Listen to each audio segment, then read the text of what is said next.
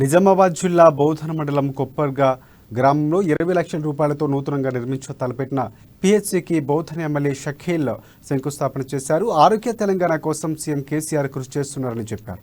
తెలంగాణలోని మారుమూల ప్రాంతాలకు ఆరోగ్య సేవలు అందజేయాలన్నది సీఎం కేసీఆర్ తపనని తెలిపారు. ప్రత్యేక రాష్ట్రం ఏర్పడిన తర్వాత తెలంగాణ రాష్ట్ర అభివృద్ధిలో దూసుకుపోతుందని పేర్కొన్నారు.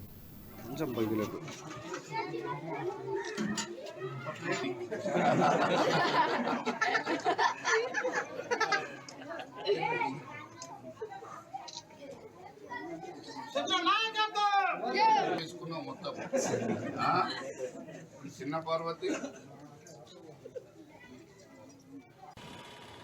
పర్మనెంట్ ఏఎన్ఎం ని ఇక్కడ ఏర్పాటు చేసే వ్యవస్థ చేస్తాం.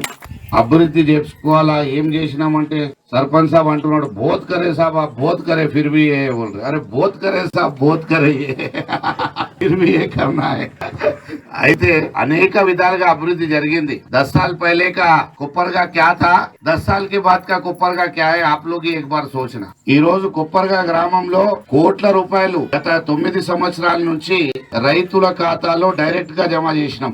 దాదాపు 15 కోట్ల రూపాయల పైన పైసలు ఈ 9 సంవత్సరాలలో రైతుల ఖాతాలో డైరెక్ట్ పైసలు పడినాయి మీకు అకౌంట్ లో వచ్చేసి. కుప్పర్గా గ్రామంలో 100 మంది బిడ్డల పెళ్లి చేసినాం. షాదీ ముబారక్ కళ్యాణ లక్ష్మి స్కీమ్ కింద చాలా మంది గర్భిణీ మహిళలకు 13,000 రూపాయలు కేసీఆర్ కిట్ ఇచ్చినాం.